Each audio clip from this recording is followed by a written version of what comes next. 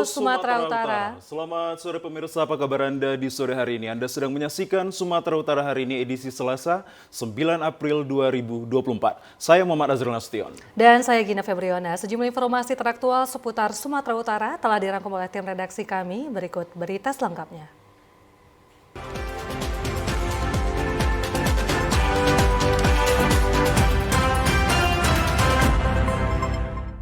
Pemirsa, di informasi yang pertama, satu hari jelang Lebaran Idul Fitri 1445 Hijriah, arus mudik di sejumlah pasar tumpahan dan pasar dadakan, para pedagang daging di Jalingsum padat merayap. Seperti halnya di Pasar Tumpah di Suninoan, Kecamatan Siabu macet sepanjang 5 km dari arah berlawanan.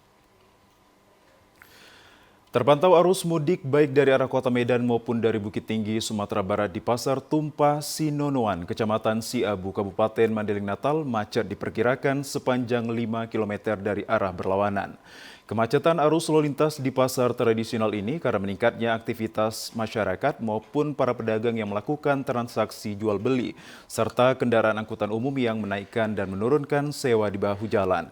Di H-1 Lebaran Idul Fitri 1445 Hijriah, volume kendaraan arus mudik meningkat, namun tak satu pun terlihat petugas kepolisian maupun Dinas Perhubungan yang melakukan pengaturan arus lalu lintas di Pasar Tumpah terpantau sejak pagi hingga jelang siang.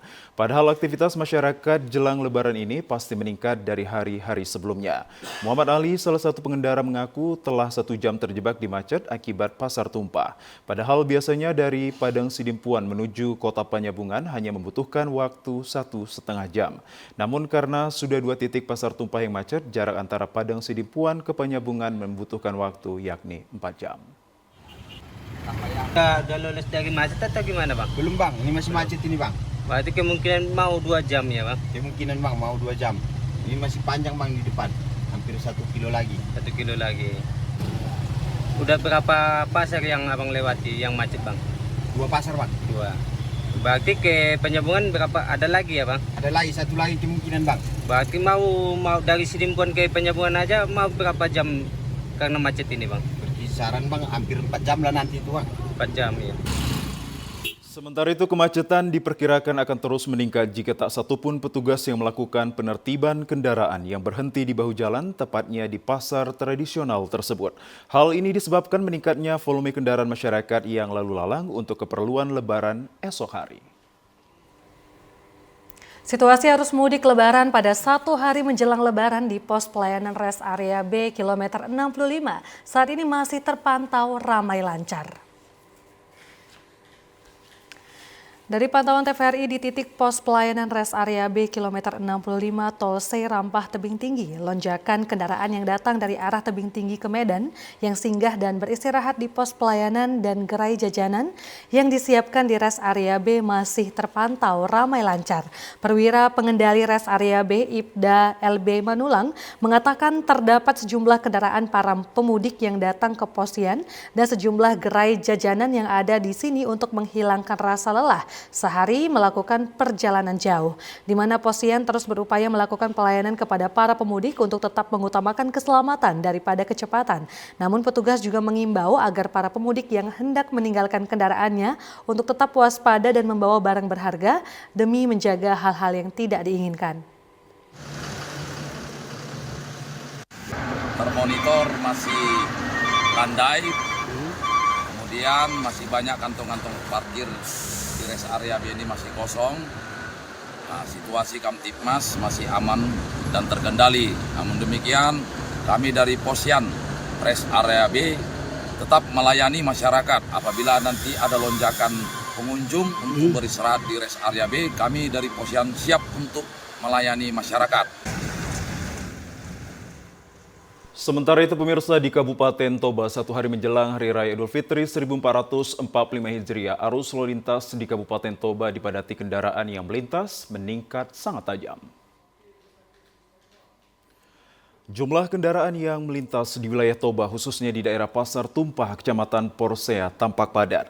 Kasat Lantas Polres Toba, Ibtu Nanang menjelaskan untuk mengantisipasi kemacetan arus lalu lintas, khususnya di Pasar Tumpah Ruah, Porsea, pihak Polres Toba telah melakukan rekayasa lalu lintas dengan dilarang parkir pada sisi kanan dan kiri sepanjang jalan, serta menyediakan kantung-kantung parkir bagi masyarakat yang tengah berbelanja. Nanang mengungkapkan pada operasi ketupat tahun 2024 kali ini, Polres Toba telah mendirikan pos pengamanan, pos pantau, dan pos pelayanan. Semuanya sudah berdiri lengkap dengan personel, yakni 4 pos pelayanan, pos Yan SPBU Lagu Boti, pos Yan Bypass Tambunan, dan pos Yan Longat. 5 pos pengamanan berada di Kecamatan Baligi, Lagu Boti, Porsea, Lumbanjulu, dan Ajibata, serta 2 pos terpadu, yakni di pos Pelabuhan Baligi dan Ajibata.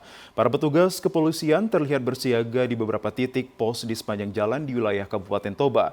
Petugas melakukan pengaturan lalu lintas dan siap membantu para pemudik yang membutuhkan informasi. Walaupun memang banyak sekali peningkatan arus yang terjadi, namun petugas kami sudah siap di lapangan dan dibagi di pos-pos terdekat. Di situ juga kami sudah memasang rambu-rambu, kemudian juga melakukan himbauan-himbauan baik melalui media sosial dan juga himbauan-himbauan secara langsung kepada masyarakat. Pesan kami kepada para pemudik, patuhi aturan lalu lintas, lihat rambu kanan dan kiri, jangan mengutamakan kecepatan, dan kami juga himbau bahwasannya saat hujan turun di daerah Toba khususnya ada beberapa titik atau poin yang jalannya licin. Menjelang puncak liburan Lebaran Idul Fitri 1445 Hijriah tahun ini, volume kendaraan wisatawan di Pelabuhan Penyeberangan Ajibata, Kabupaten Toba meningkat 2 kali lipat dari hari biasanya. Kendaraan wisatawan tersebut merupakan mayoritas wisatawan lokal yang hendak berkunjung ke Pulau Samosir untuk mengisi hari libur Lebaran mereka. Lonjakan volume kendaraan wisatawan ini diprediksi akan terus terjadi setelah Hari Raya Idul Fitri 1445 Hijriah nanti. General Manager PT ASDP Cabang Danau Toba Fauzi Ahmad mengatakan peningkatan volume kendaraan tersebut telah terjadi 3 hari sebelumnya dan pihaknya telah berkomitmen akan melakukan pelayanan yang terbaik. Terkait pemesanan tiket, pihak PT ASDP telah melakukan edukasi baik di pelabuhan dan melalui flyer yang ada dan memastikan bahwa seluruh calon penumpang yang menggunakan jasa penyeberangan dengan memesan tiket secara online. Fauzi juga menjelaskan untuk harga tiket sejauh ini belum ada kenaikan. Tarif harga dari Pelabuhan Penyeberangan Ajibata menuju Pelabuhan Ambarita untuk penumpang pejalan kaki sebesar Rp16.700. Jenis kendaraan golongan 1 atau sepeda sebesar Rp22.300, sepeda motor Rp39.900, becak barang Rp79.100, golongan 4 atau jenis mobil penumpang roda 4 sebesar Rp232.700 dan golongan 5 atau jenis mobil box Rp422.900. Terkait jadwal keberangkatan kapal penyeberangan dari Ajibata menuju Ambarita dimulai dari pukul 7.30 waktu Indonesia Barat sampai 21.15 waktu Indonesia Barat dengan total trip 10 trip perharinya. Mengantisipasi lonjakan volume kendaraan, ASDP mengoperasikan 2 kapal penyeberangan yaitu KMP Ihan Batak dan KMP Pora Pora. Untuk mengatasi apabila terjadi situasi yang padat maupun sangat padat, kami sudah melakukan skenario yang cukup panjang, yaitu penambahan trip yang biasanya kami hanya sampai pukul 6, sekarang kami tambahkan sampai dengan pukul 9. Bahkan ini sifatnya situasional, ketika ada pengguna jasa animo tinggi, maka kami akan menambah trip. Pastinya kami melakukan koordinasi dengan stakeholder yang ada, SOPP dan lain-lain. Pemirsa, kami ajak Anda ke informasi lainnya. Tim pengurai Satlantas Polres Serdang Bedagai menertibkan 1 unit kontainer yang masih melintas di jam pembatasan operasional angkutan barang dan sejenisnya ke kantong-kantong parkir yang ada di Jalinsum, Sergai. Diketahui sesuai dengan surat keputusan bersama yang diterbitkan Kementerian Perhubungan, Korlantas Polri, serta Kementerian PUPR terkait pembatasan operasional angkutan barang untuk kelancaran arus mudik dan balik Lebaran 2024 yang diberlakukan mulai tanggal 5 April hingga 16 April 2024. Dari pantauan TVRI di Jalinsum Sergai tebing tinggi di pintu tol Serampah, tim pengurai Satlantas Polres Sergai melakukan penertiban satu unit kontainer yang memaksa melintasi Jalinsum Sergai di jam yang telah ditentukan. Tindakan penertiban satu unit kendaraan terpaksa dilakukan di sejumlah kantong-kantong parkir yang ada di ruas Jalinsum Sergai. Aibtu John Batubara bersama dengan tim pengurai lainnya melakukan hunting di sejumlah titik yang masih menemukan sejumlah kendaraan yang dilarang melintas di jam tertentu. Sesuai dengan SKB bersama kendaraan yang dilarang melintas, yakni mobil dengan subu 3 maupun lebih, mobil barang dengan kereta tempelan, kereta gandengan, serta mobil barang mengangkut hasil galian, seperti halnya tanah, pasir, batu, serta hasil tambang dan juga bangunan. Kami himbau agar tidak beroperasi lagi sesuai dengan surat kesepakatan bersama mulai tanggal 5 April 2024 sampai dengan 21 April 2024 pembatasan mobil barang yang diperbolehkan yang melintas, pengangkutan yang mengangkut sembako, BBM, gas, dan pakan ternak. Selain dari itu, kami himbau kepada para pengusaha angkutan agar tidak mengakomodasikan kendaraannya untuk menghindari kemacetan pada perayaan Hari Raya Idul Fitri. Sementara itu, petugas menghimbau kepada pengusaha angkutan untuk menaati surat keputusan bersama tersebut demi menjaga dan melancarkan arus mudik dan balik Lebaran 1445 Hijriah. Pemirsa, dalam rangka menciptakan keamanan selama arus mudik Lebaran tahun 2024, Satuan Reserse Narkoba Polres Batubara bersama petugas Badan Narkotika Nasional Kabupaten Batubara melakukan tes urin kepada para supir. Tes urin digelar di pos pengamanan operasi Ketupat Toba tahun 2024 di Jalan Lintas Sumatera, Simpang Sei Bejangkar, Kecamatan Seibalai, Batubara. Tes urin ini menyasar para supir bus, supir truk, maupun supir mobil pribadi yang melintas dari arah Kota Medan menuju Kota Kisaran dan sebaliknya. Polisi tampak memperhentikan satu persatu kendaraan yang melintas untuk didata dan meminta para supir untuk memeriksakan urin mereka ke petugas. Kepala Satuan Reserse Narkoba Polres Batubara, AKP Ferry Kusnadi mengatakan, tes urin ini dilakukan untuk mengantisipasi penyalahgunaan narkotika di kalangan supir karena dapat membahayakan keselamatan berlalu lintas. Hasilnya belum ditemukan supir yang mengonsumsi narkotika. Jadi mengantisipasi hal tersebut, ya kerawanan kecelakaan lalu lintas, mungkin nanti pelakunya supir, ini bisa dapat kita antisipasi. Jadi untuk itu kita himbau kepada para pengemudi untuk tidak menggunakan narkoba karena dikhawatirkan tidak baik untuk pengemudi sendiri maupun bagi penumpang bus-bus umum, khususnya mengantisipasi kita kecelakaan. Kegiatan tes urin para supir yang melibatkan petugas gabungan dari Kepolisian, BNN, Dinas Kesehatan, dan Dinas Perhubungan Pemkab Batubara ini akan rutin dilakukan hingga 16 April 2024 mendatang.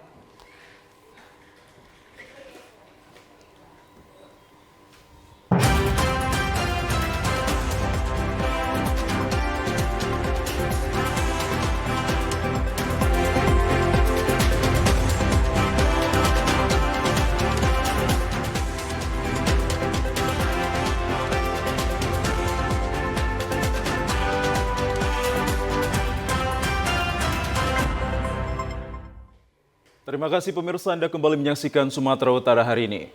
Satu hari menjelang Hari Raya Idul Fitri 1445 Hijriah, loket bus Kurnia jurusan Medan Aceh Padang telah menjual tiket mudik sebanyak 1.200 tiket.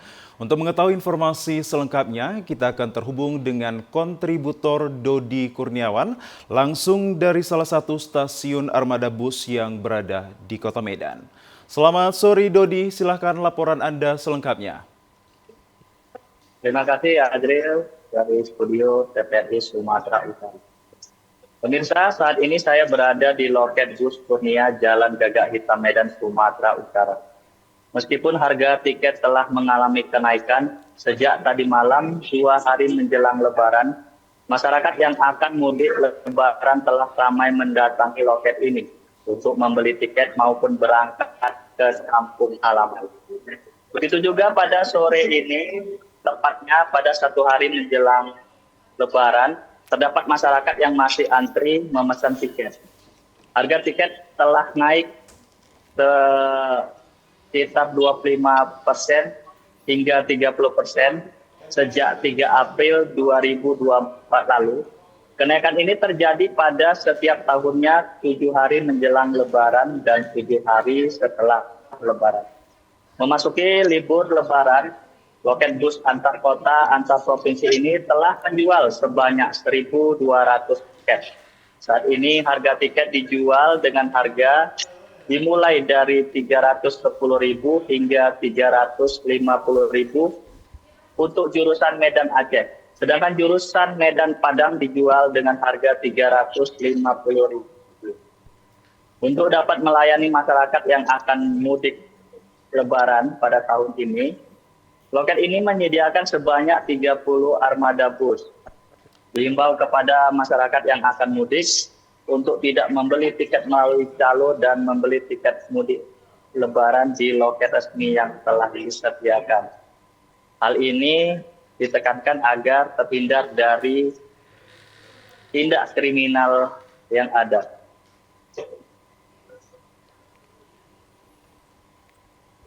Ya, baik. Baik, Ajril dan Gita, serta pemirsa, mari kita saksikan keterangan dari pihak loket bus Kurnia.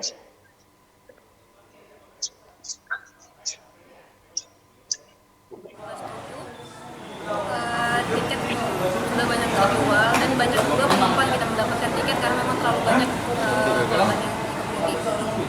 Berapa jumlahnya Kak yang sudah terjual? Untuk tiket penjualan mulai dari tanggal 3 sampai saat ini mungkin sudah ada terjual sekitar 1.000 atau 1.200-an. Kita setiap tahunnya kalau untuk tiket Min 7 dan Plus 7-nya itu pasti ada kenaikan harga. Ada berapa persen yang naik? Dia kisaran naik dari harga normal 25 sampai 30%.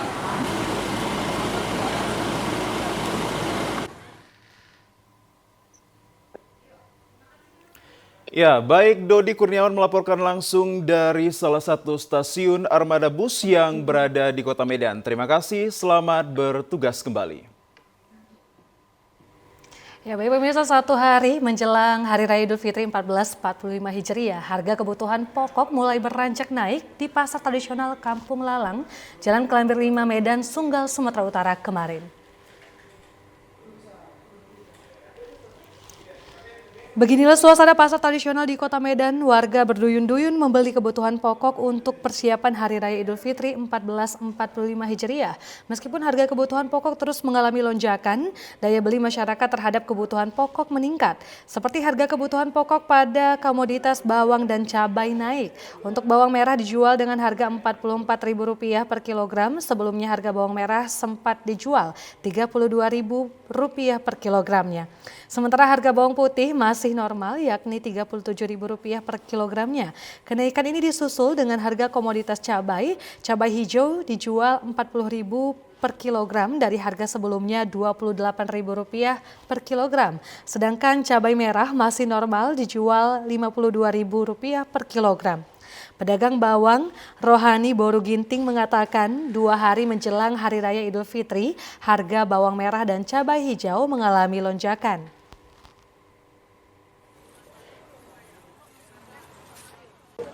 Yang menjelang 2 hari Idul Fitri ini yang naik kali bawang merah. Jelas lainnya stabil. Untuk harganya gimana Bu? Bawang merah kami jual 42 sama 44. Untuk bawang putih? Bawang putih 37 sama 36. Bu, untuk komoditas cabai seperti apa Bu harganya saat ini? Saat ini cabai merah 52. Cabai hijau? Cabai hijau yang naik 40 dari 28. Pejabat Gubernur Sumatera Utara sebelumnya telah melakukan sidak ke beberapa pasar tradisional dan memastikan persediaan cukup serta harga kebutuhan pokok stabil. Pemirsa, satu hari menjelang Lebaran 1445 Hijriah, harga bahan pangan di sejumlah pasar tradisional di Kota Kisaran Asahan beranjak naik dan kenaikan tertinggi terjadi pada komoditas harga bawang. Pantauan di Pasar Bakti Kota Kisaran, daging sapi yang dijual Rp130.000 per kilogram, sebelumnya dijual Rp120.000 per kilogramnya. Kenaikan harga juga terjadi pada komoditas daging ayam dijual Rp29.000 per kilogram atau naik Rp4.000 dari biasanya. Sementara untuk harga komoditas sayur mayur dan bumbu dapur yang paling dirasakan kenaikannya ialah komoditas bawang merah. Salah seorang pedagang Azari mengatakan bahwa harga bawang merah saat ini berkisaran Rp50.000 hingga Rp55.000 per kilogramnya. Harga ini naik signifikan dari harga normal yakni Rp40.000 per kilogramnya. Sedangkan bawang putih dijual dengan harga Rp40.000 per kilogram atau naik Rp5.000 dari harga sebelumnya. Berbeda dengan komoditas bawang merah dan bawang putih, komoditas cabai merah malah turun dari Rp50.000 menjadi Rp45.000 per kilogram. Meski harga bahan pangan naik, antusias pembeli masih tinggi karena untuk persediaan saat Lebaran esok. Kami kerja sama TPN emisi TV ya. Kalau untuk produk yang paling naik ya bisa dikategorikan bawang aja. Bawang merah atau bawang putih juga begitulah. Bawang merah berkisar antara 50 sampai ke 55.000, Bang. Normalnya itu maksimalnya mencapai 40.000, Bang. Itu udah maksimal tuh, Bang. Bawang putih biasa di angka 35-34.000, Bang.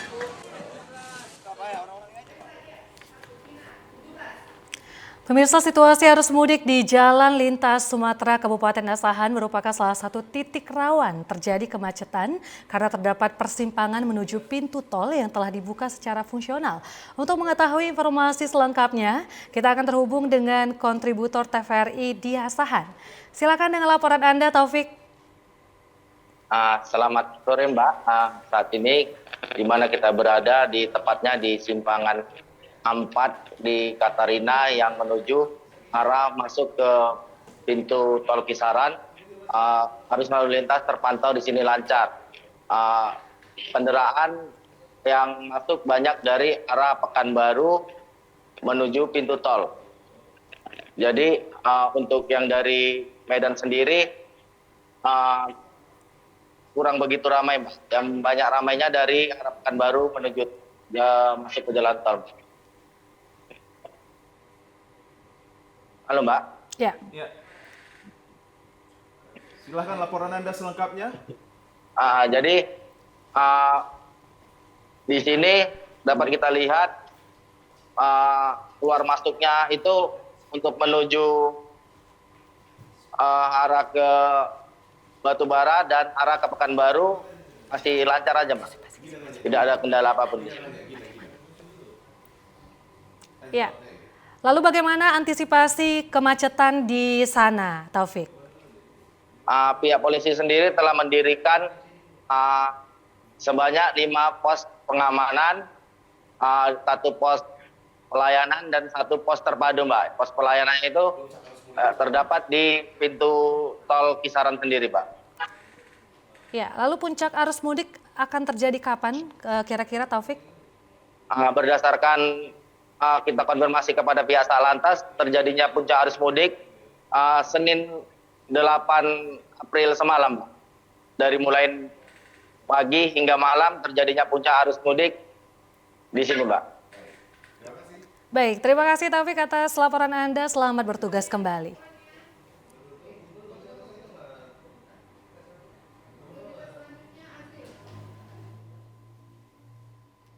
Ya, pemirsa, kita beralih ke informasi lainnya. Menjelang Hari Raya, kebutuhan bahan pokok di sejumlah pasar tradisional di Kabupaten Padang Lawas berangsur naik.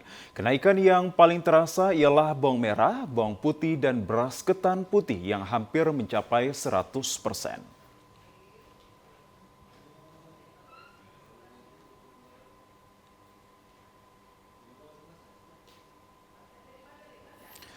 Kenaikan kebutuhan bahan pokok ini mulai terjadi sejak 2 minggu menjelang Lebaran. Sejumlah bahan pokok yang paling drastis kenaikannya seperti halnya bawang merah, bawang putih, telur, minyak makan, dan beras. Untuk beras jenis lokal kenaikan mencapai Rp500 hingga Rp1.000 per kilogramnya. Sedangkan jenis beras ketan putih kenaikannya hampir mencapai 100% yang biasanya hanya pada harga Rp350.000 per sak dengan berat 25 kg. Kini dijual Rp550.000.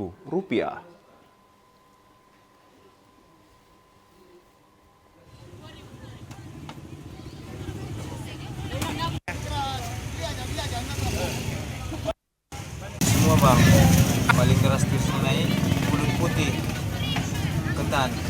Biasanya berapa bang? Ya, dari 350 sekarang udah sampai 550 yang 25 kilo. Sementara itu, salah seorang pedagang Soleh mengaku kenaikan kebutuhan bahan pokok ini berpengaruh terhadap omset penjualannya. Apalagi menjelang Lebaran di mana kebutuhan pakaian menjadi hal yang prioritas bagi masyarakat.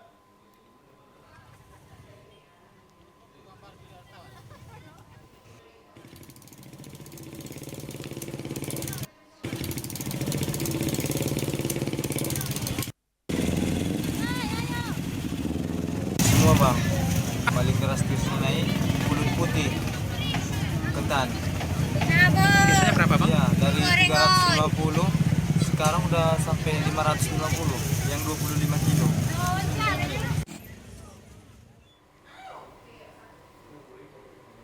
Ya, pemirsa, jelang Lebaran Idul Fitri 1445 Hijriah, pemesanan halua atau manisan di Kecamatan Tanjung Pura, Kabupaten Langkat mengalami peningkatan pesanan. Cemilan ciri khas suku Melayu ini banyak dipesan masyarakat pada hari tertentu seperti momen Lebaran Idul Fitri, Idul Adha, dan pesta pernikahan.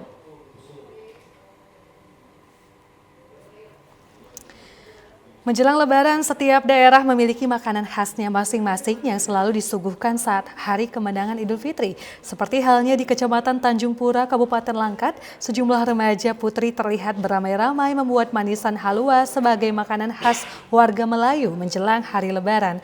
Pembuatan halua ini membutuhkan tangan terampil untuk membentuk manisan halua, mulai dari buah gelugur, buah pepaya, buah pala, dan lainnya, dengan bentuk dan motif berbeda-beda. Pembuatan halua dengan berbagai jenis bentuk ini tentunya membutuhkan kesabaran dan memiliki jiwa seni yang tinggi. Bagi masyarakat Melayu, Langkat tidak sah rasanya jika setiap Lebaran Idul Fitri tanpa manisan halua untuk disuguhkan kepada tetangga maupun kaum kerabat yang berkunjung ke rumah. Tradisi tersebut terus dipertahankan hingga saat ini, dan bagi masyarakat suku Melayu di Langkat, halua merupakan makanan kebesaran warisan nenek moyang.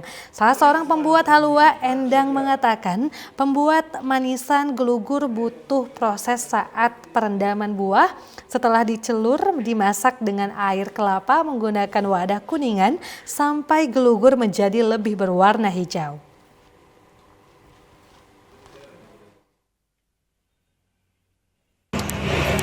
Bu, ini gimana proses pembuatan nih halua? Ini kan gelugur nih. Gimana prosesnya, Bu? Gugur ini kita rendam selama 15 hari, buang asam. Setelah 5 hari kita kupas, lalu halua ini menjadi makanan khas suku Melayu Langkat, harus tetap dijaga dan terus dipertahankan. Ya, pemirsa, memanfaatkan jejaring sosial media, seorang ibu rumah tangga di Labuhan Batu berhasil meningkatkan pemasaran kue kering usaha rumahan miliknya hingga mengalami kenaikan permintaan. Memanfaatkan waktu luang sejak 4 tahun lalu, Tri Aprisanti, seorang ibu rumah tangga, membuka usaha rumahan berupa kue kering. Pada Ramadan tahun ini, permintaan kue kering miliknya mengalami peningkatan yang cukup signifikan. Sebanyak 11 varian kue kering, 2 diantaranya banyak diminati pelanggan, yakni nastar dan lidah kucing. Usaha yang telah berjalan sejak 4 tahun lalu, setiap tahunnya bila memasuki bulan Ramadan akan mengalami peningkatan pesanan dari para pelanggan. Pada Ramadan tahun ini telah mendapatkan pesanan lebih dari 70 pelanggan di luar dari kerabat dekat. Kenaikan orderan pada tahun ini dipengaruhi dari aktivitas dirinya yang memanfaatkan media sosial, Facebook, dan grup WhatsApp, sehingga omset yang diterimanya 2 pekan sebelum Ramadan telah mencapai 20 juta rupiah. apa bang, sebelum puasa. Sebelum puasa udah ada pemesanan. Jadi awak 2 minggu puasa udah close order bang, udah nggak terima lagi. Jadi tinggal nyiapkan pesanan aja, nggak lagi ini. Jadi ada sebagian udah ready kan memang kan. Jadi itu aja lah yang mau kak, mana yang ready. Biasanya gitu aja orang yang terakhir pesan. Untuk sistem penjualannya gimana kak?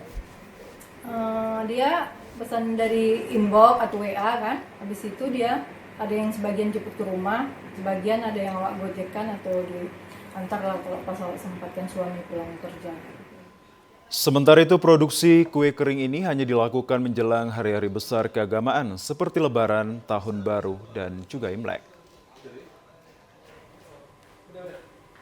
Pemirsa, salah satu kue kering yang menjadi ciri khas suku Melayu adalah kue karas atau yang sering disebut juga dengan kue sarang burung.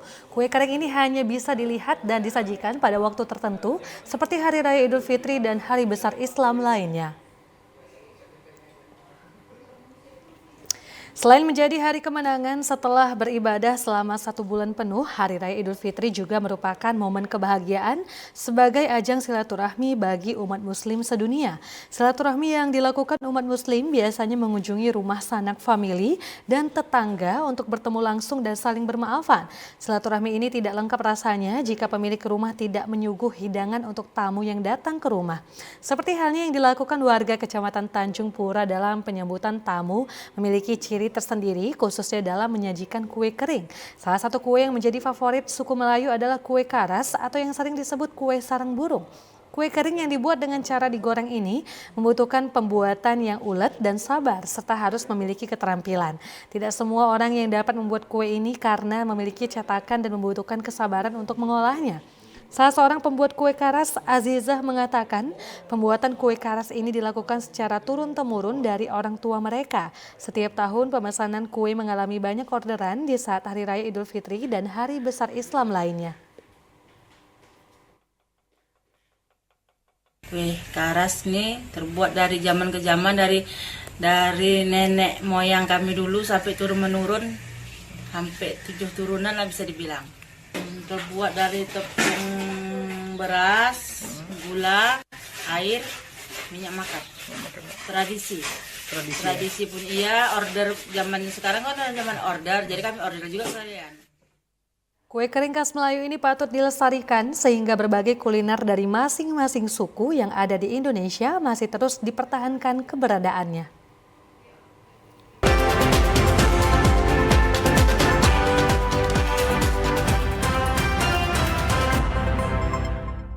Pemirsa, menjelang perayaan Hari Raya Idul Fitri 1445 Hijriah, perlengkapan sholat seperti peci, mukena hingga sajadah mengalami peningkatan. Peningkatan penjualan ini diprediksi terjadi karena adanya tradisi menggunakan perangkat sholat yang baru dan juga bersih dalam pelaksanaan sholat Idul Fitri. Meski tak menjadi salah satu kewajiban maupun sunnah dalam perayaan Hari Raya Idul Fitri, namun menggunakan pakaian serta perlengkapan sholat Id yang baru telah menjadi tradisi tersendiri bagi masyarakat. Hal ini membawa berkah bagi penjual baju muslim dan perlengkapan sholat seperti mukena, sajadah hingga peci maupun kopiah. Tingginya permintaan pembeli terhadap sajadah adalah akibat dari sering membludaknya jamaah sholat Idul Fitri di setiap lokasi seperti masjid maupun lapangan terbuka yang mengharuskan setiap jamaah harus mempersiapkan dan membawa sajadahnya sendiri. Penjual perlengkapan muslim dan busana muslim Susanto mengatakan peningkatan penjualan berbagai perlengkapan sholat terjadi 5 hari menjelang perayaan Hari Raya Idul Fitri 1445 Hijriah. Ada peningkatan ya bang, terutama peci ya, peci, sarung, sajadah itu pasti mukena, banyak yang beli, banyak yang belanja. Sampai berapa range-nya bang kira-kira, sampai berapa persen? 80-100% juga bang, kalau untuk itu. Karena kebutuhan. Ada untuk hadiah juga bang, untuk apa kan, gift gitu ke orang tua yang mungkin di kampung. Perlengkapan sholat maupun busana muslim ini dijual dengan harga bervariasi mulai dari puluhan hingga ratusan ribu rupiah. Peningkatan ini mengalami kenaikan hingga 80% dibanding tahun sebelumnya. Informasi lainnya pemirsa, kebijakan parkir gratis di lokasi yang tidak menerapkan elektronik parkir oleh Wali Kota Medan, Bobi Nasution, menimbulkan sejumlah masalah. Pasca keluarnya kebijakan terkait parkir gratis di kawasan parkir konvensional atau parkir yang belum menerapkan elektronik parkir menimbulkan permasalahan di lapangan. Mulai dari masyarakat yang menolak membayar serta juru parkir yang memaksa untuk melakukan pengutipan yang mengakibatkan adu mulut sehingga terjadi aksi saling pukul antara warga dan juru parkir. Menanggapi hal ini, Wali Kota Medan Bobi Nasution menyebutkan pihaknya masih melakukan sosialisasi yang lebih masif lagi untuk memastikan kebijakan ini berjalan dengan baik. Tak hanya itu, Pemko Medan juga sudah membentuk tim patroli gabungan 3 shift setiap harinya untuk menindak juru parkir yang masih memaksa mengutip parkir di kawasan parkir konvensional. Bobi juga mengimbau kepada masyarakat untuk tidak membayar uang parkir di lokasi yang sudah digratiskan. Juru parkir yang tetap mengutip di lokasi tersebut juga akan dilakukan tindakan sesuai dengan aturan yang berlaku. Memang semuanya kebijakan yang kita ambil ini perlu sosialisasi yang lebih masif lagi. Bukan kita diamin, enggak. Tapi kami dengan Pak, tadi saya ulangi lagi, timnya sudah ada dengan kepolisian, kejaksaan, dan TNI. Karena jukir-jukir yang hari ini masih aktif meminta, ini nanti akan ada pasal-pasalnya. Pemirsa, setelah melakukan penggerebekan kawasan basis narkoba di Desa Durintongal, Kecamatan Pancur Batu, Kabupaten Deli Serdang menetapkan tersangka 3 orang yang diduga sebagai pengedar narkoba di kawasan tersebut. Sebanyak 17 orang diamankan oleh petugas Satres Narkoba Polrestabes Medan saat melakukan penggerebekan kawasan basis narkoba di Desa Durintongal, Pancur Batu beberapa waktu lalu. Belasan orang ini diamankan sebab daerah tersebut disinyalir sebagai kawasan rawan akan peredaran narkoba. Dalam penggerebekan tersebut, petugas juga sempat dihadang oleh warga saat akan memboyong para terduga tersangka ini ke Mapolrestabes Medan. Namun setelah dilakukan pemeriksaan lebih lanjut termasuk pemeriksaan urin, polisi hanya menetapkan tersangka 3 orang, yakni JB, AP, dan RS yang terbukti sebagai pengedar narkoba. Sementara yang lainnya dibebaskan petugas karena tak terbukti sebagai pengedar maupun pengguna narkoba. Kapolrestabes Medan Kombes Pol Teddy John Sahalamarbun menghimbau masyarakat untuk tak ragu melaporkan jika terdapat daerah rawan peredaran narkoba. Ya, di Jalan Deli Tua, Desa Nurintunggal, Kecamatan Pancur Batu. Ya, seperti biasa, anggota kita melaksanakan undercover, ya, melakukan pembelian. Setelah ketangkap pelakunya, langsung tim gabungan menuju ke TKP. Ya, walaupun kita lihat ada perlawanan, itulah upaya-upaya masyarakat kita yang selalu menghalangi. Sementara itu, ketiga tersangka dijerat dengan Undang-Undang Nomor 35 Tahun 2009 tentang narkotika dan terancam hukuman penjara seumur hidup.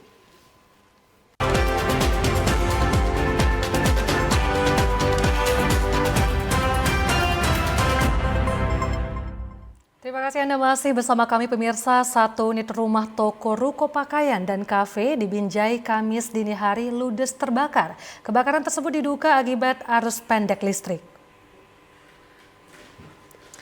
Peristiwa kebakaran 1 unit rumah berlantai 3 berupa toko pakaian dan kafe ini terjadi di Jalan Perintis Kemerdekaan, Kelurahan Kebun Lada, Kota Binjai. Menurut pemilik rumah, Rudi, kebakaran berawal dari saat penghuni rumah akan menghidupkan lampu dan penyejuk ruangan atau AC, tiba-tiba menimbulkan percikan api dan langsung menyambar ke bagian rumah sehingga menyebabkan kebakaran di lantai 1 hingga lantai 3. BPBD Kota Binjai yang mendapat laporan kebakaran mengerahkan 6 unit mobil pemadam kebakaran ke lokasi kejadian. Dalam peristiwa tersebut tidak ada korban jiwa, namun kerugian ditaksir mencapai ratusan juta rupiah. Ya, pemirsa, pasca kebakaran yang terjadi di Pasar Tarutung, Inafis Polres Taput dan Polda Sumatera Utara melakukan olah TKP. Sementara penanggulangan pedagang akan direlokasi ke 3 lokasi yang berada di sekitar pasar. Ratusan kios dan lapak pedagang di pasar tradisional Tarutung, Kabupaten Taput ludes terbakar dan untuk penanggulangan pasca kejadian kebakaran direncanakan pedagang akan direlokasi ke 3 tempat yang berdekatan dengan pasar yang lama. Sebelumnya kebakaran hebat melanda pasar tradisional Tarutung Minggu malam sekitar pukul 21.30 WIB. Akibatnya sebanyak 120 kios di dalam Balairung dan 224 unit kios di luar Balairung serta 300 unit undung-undung ludes terbakar. Hingga saat ini sisa asap pembakaran pasca kebakaran pasar Tarutung tadi malam masih terlihat menyelimuti sekitaran lokasi pasar yang telah terbakar. Bahwa sekitar 3/4 dari luasan pasar rakyat Tarutung kita ini terbakar semua. Belum lagi plus pengerusakan. Jadi total sudah boleh dikatakan ini harus harus pembangunan total ke depan pasar rakyat Tarutung yang terbakar semalam. Nah, hari ini kita lagi menunggu pihak Polda dalam rangka olah TKP. Dari hasil rapat koordinasi dalam penanganan pasca peristiwa kebakaran dan peninjauan ke lokasi oleh Komisi A DPRD Taput bersama instansi terkait, untuk sementara para pedagang akan dipindah di 3 lokasi, yakni di lokasi parkir serta di bekas lokasi rumah potong hewan dan areal yang berada di samping pasar yang terbakar. Wakil Ketua DPRD Taput Fatimah Huta Barat menghimbau agar relokasi segera dilaksanakan mulai hari ini, mengingat pada hari Rabu mendatang dan hari Sabtu pasar ini akan digunakan oleh para pedagang seperti hari biasanya. Kementerian dulu di Jakarta, baru ke gubernuran, baru APBD berapa total yang harus mereka bantu untuk ini. Jadi untuk penanggulangan lebih cepat Bu, ini pembiayaannya Bu, ini nanti dialokasikan dari dana mana Bu? Kalau saya APBD Sumut yang lebih cepat.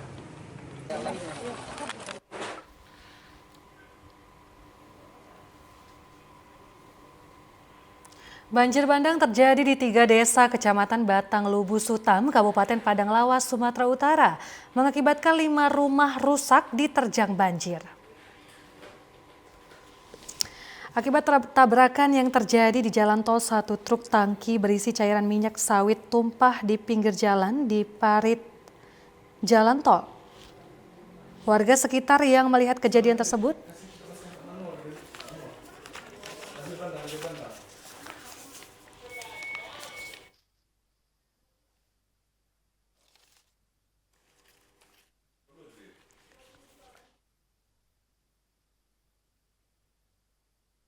detik-detik banjir bandang yang menghantam 3 desa berada di Kecamatan Batang Lubu Sutam, Kabupaten Padang Lawas, Sumatera Utara. Banjir bandang diperkirakan terjadi sekitar pukul 21 waktu Indonesia Barat, menghantam Desa Tamiang Tanjung Barani dan Desa Manggis. Ketinggian air diperkirakan mencapai 50 sampai 100 cm, mengakibatkan ratusan rumah warga terendam banjir. Camat Batang Lubu Sutam Sainal Abidin Nasution menjelaskan bahwa banjir bandang mengakibatkan 5 rumah warga rusak, namun tidak ada korban jiwa. Saat ini pihaknya telah berkoordinasi dengan Badan Penanggulangan Bencana Daerah untuk memberikan bantuan kepada warga terdampak banjir. Setelah selesai sholat tarawih, jadi di masjid sudah diumumkan bahwa ada banjir. Setelah itu nggak nyampe setengah jam air sudah naik, sudah nyampe ke perkampungan, dan dampaknya untuk desa ini, Desa Tamiang, ada sekitar kurang lebih 130 rumah yang terdampak. Kemudian Desa Tanjung Barani itu total keseluruhan sekitar 75 rumah. Diperkirakan air bertahan sampai surutnya kurang lebih 2 jam sampai 3 jam, Pak.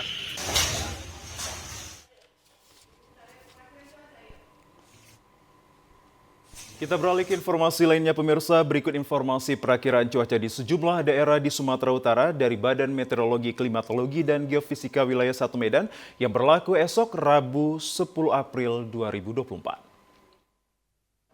Halo Sobat BMKG, senang sekali saya Lestari Irini Purba, perakirawan BMKG Wilayah 1 Medan, menyapa Sobat BMKG dimanapun berada untuk menyampaikan update perakiraan cuaca untuk hari Rabu, tanggal 10 April 2024. Pagi hari cuaca diperkirakan berawan, siang hingga sore hari cuaca diperkirakan hujan ringan hingga sedang di wilayah Sumatera Utara, dengan potensi hujan sedang terjadi di wilayah Batubara, Asahan, Tapanuli Utara, Toba, Samosir, Humbang Hasudutan, Papak Barat, Labuhan Batu Utara, Labuhan Batu Selatan, Tapanuli Tengah, Sibolga, Tapanuli Selatan, Padang Lawas Utara, Mandeling Natal, dan sekitarnya.